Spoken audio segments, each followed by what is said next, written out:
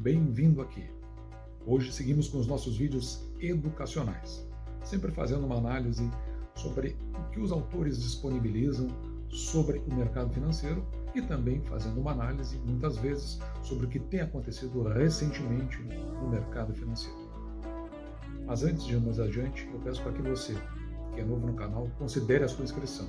Ao final do vídeo, deixe seu like, deixe seu dislike, faça o seu comentário, aperte o sininho para receber novos vídeos, tão logo eu os tenha postado no canal. E no vídeo de hoje fazemos uma abordagem particular sobre um item que vem influenciando de forma significativa dentro do nosso mercado econômico, a inflação. Em particular, uma abordagem, um olhar sobre o índice de preço ao consumidor amplo, que vem crescendo de forma significativa já ao longo dos últimos 2 anos. Ainda levando em consideração que a nossa bolsa ela vem caindo desde que ela bateu os 130 mil pontos. A questão é, seria essa a hora de vender ações e sair da bolsa?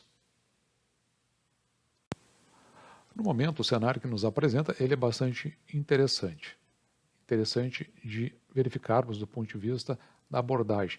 Nós temos um índice inflacionário crescente, o GPM chegou a 30% no ano passado, um dólar que vem subindo de uma forma considerável, uma taxa Selic que depois de ter descido a 2%, 2 pontos percentuais, ela vem subindo significativamente, inclusive com projeção de chegar a 8% no final do ano de 2021, e, por outro lado, onde estão nossas ações na Bolsa, com quedas bastante significativas. E por falar em queda significativa, no dia de hoje, 17 de setembro de 2021, nós podemos verificar o índice Bovespa, que você pode verificar aqui nesta marcação, ele tendo chegado a 11.348 pontos. Já no dia de hoje, tendo descido a 111.156 pontos, com uma queda de 2,15 pontos percentuais.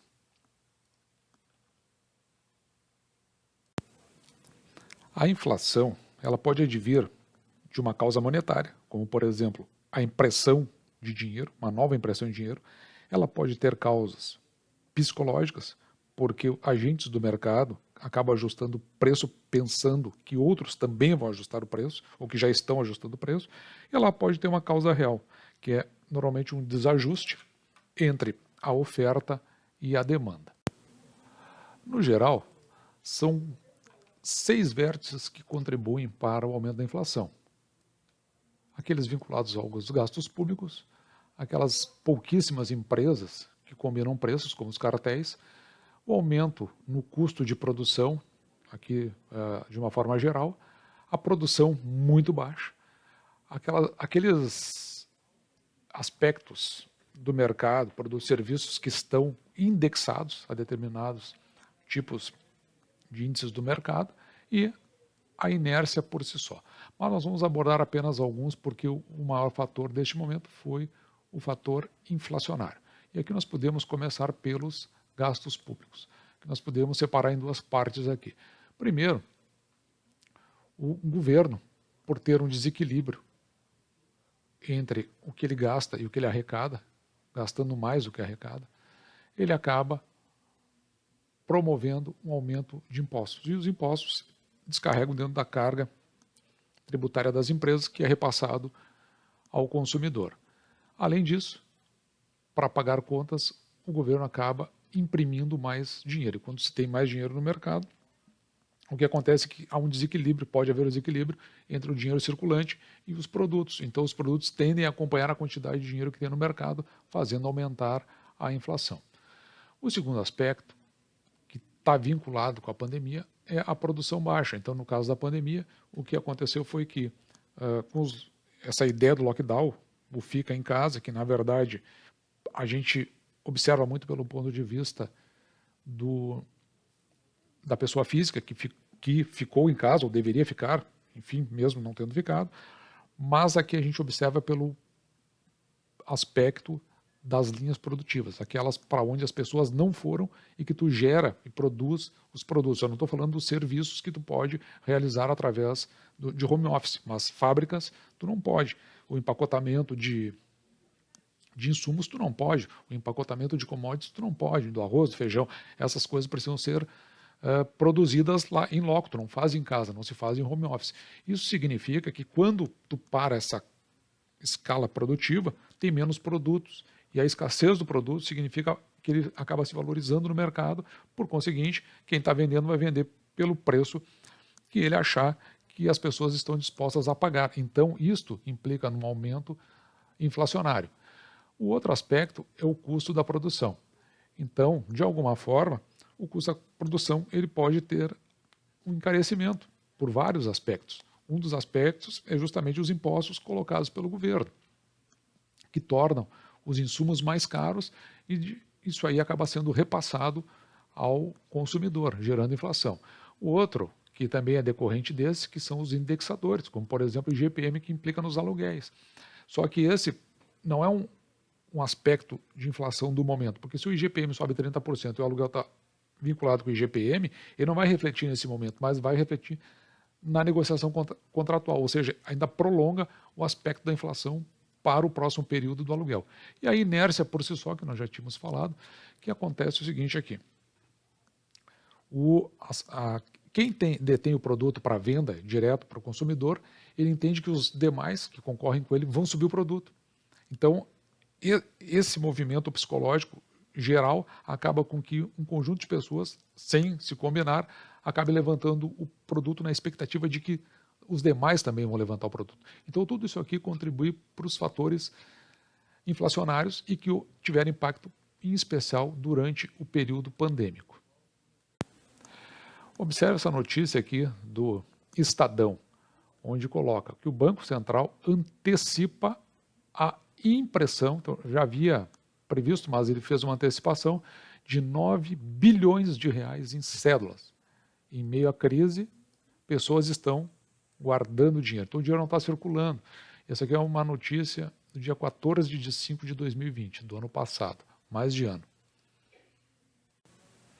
Essa aqui já é uma notícia mais recente, fazendo uma análise do ano passado, é o Cointelegraph, do dia 18 de janeiro de 2021. O Brasil imprimiu 30% de todo o dinheiro que existe no país em 2020, o ano pandêmico.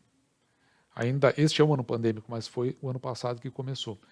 Ao passo aqui, a gente pode ver um complemento da notícia, o Bitcoin reduziu a emissão pela metade. Então, um dos principais fatores foi justamente a emissão de dinheiro, de impressão de dinheiro feito pelo governo do Brasil. Eu fiz uma compilação do índice inflacionário do Brasil desde 1930, que foi o ano pós a Grande Depressão, até 2020, para nós avaliarmos como a inflação se comporta em relação à Bolsa, porque lembrando que esse nosso vídeo é para verificar se o impacto da inflação, mais a subida do dólar, a subida da taxa Selic e a queda da Bolsa, o que isso significa para nós que somos investidores. O pior período do Brasil, ele se dá aqui basicamente de 78 até 1994, sendo que a pior fase foi mais ou menos aqui de 1987 até 1994, quando nós tivemos os piores índices inflacionários.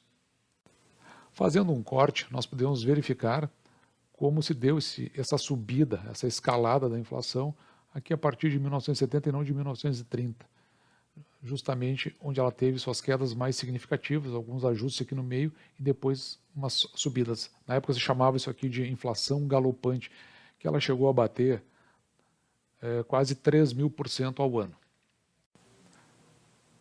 Já durante o Plano Real, nós podemos verificar que ainda em 1995 tem os resquícios da inflação galopante, mas houve uma queda significativa da inflação, sendo que a partir de então ela começa a andar de uma forma lateral. Aqui você pode ver os índices inflacionários em 95, 22, mas é bem menor frente aos 916% aqui em 94.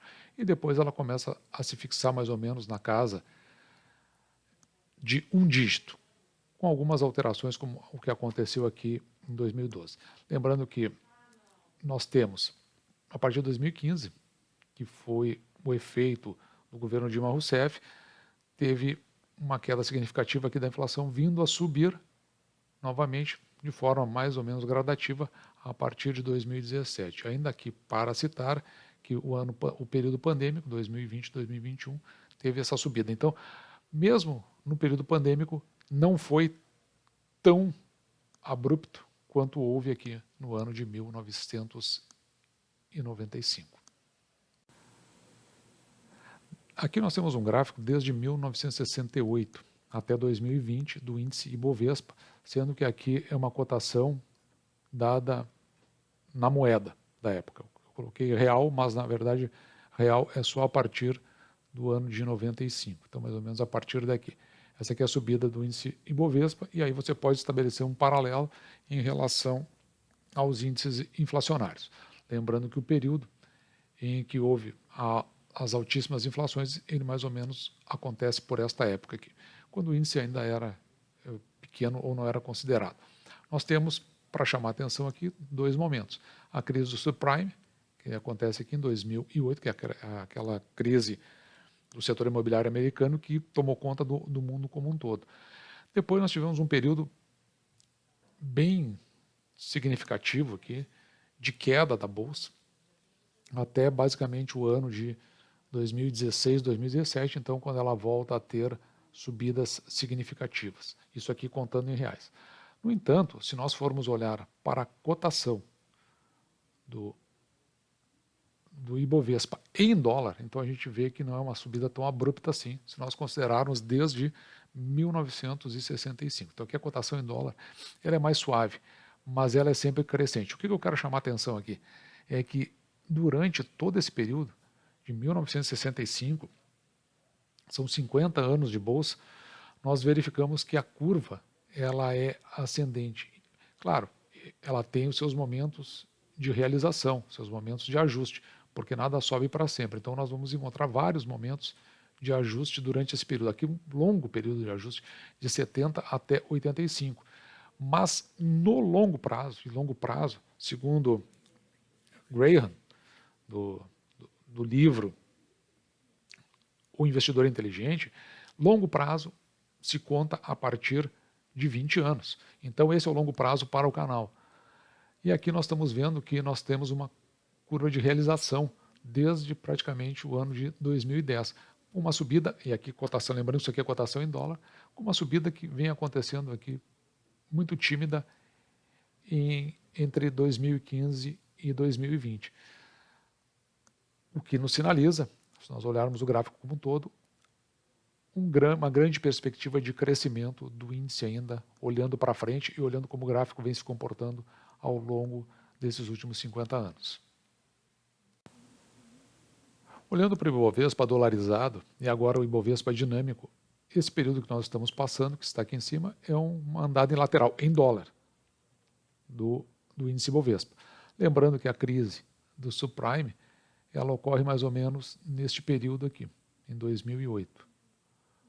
Aqui, que é esta queda que a gente vê de 40 mil pontos em dólar para 17. Um outro fator que foi bastante significativo foi justamente o Plano Collor. O Plano Collor acontece aqui nos anos 90.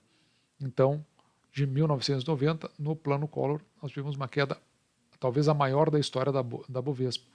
E olha que se nós olharmos o gráfico, essa queda aqui, ela é quase nada, quando nós observamos o crescimento do gráfico. E aqui nós temos o período pandêmico, que é justamente essa queda que ela veio, em dólar aqui no caso, de 28 mil pontos para 14. Ela caiu a metade, quando aqui no Plano Collor, que foi a maior queda, ela cai uma pontuação extremamente significativa. Vamos achar o dolarizado aqui para a gente ter a medida correta. Ela cai de 1.700 pontos, mais ou menos, para 469. Então ela cai 3 vezes, enquanto aqui caiu apenas a metade no período pandêmico. E agora nós estamos colhendo alguns frutos ainda do período pandêmico e de toda a bagunça que a gente encontra nos setores político e jurídico do Brasil. Observe então que, independente da variação inflacionária durante todos esses períodos, a curva que nós observamos ao longo de 50 anos, ela é ascendente. E olhando para toda essa explanação, você agora já tem condições de responder por si só, que diante desse cenário de índice subindo, como o inflacionário, bolsa caindo, se você é hora de venda, se é hora de você sair do mercado, você pode tomar a sua conclusão. O investidor de longo prazo, ele entende que isto não afeta o método que nós aplicamos no canal. Esse foi o nosso vídeo de hoje. Espero que você tenha gostado. Deixe seu like, seu dislike, faça seu comentário. Se você é novo no canal, considere a sua inscrição. Aperte o sininho para receber novos vídeos tão logo eu os tenha postado no canal. Um grande abraço!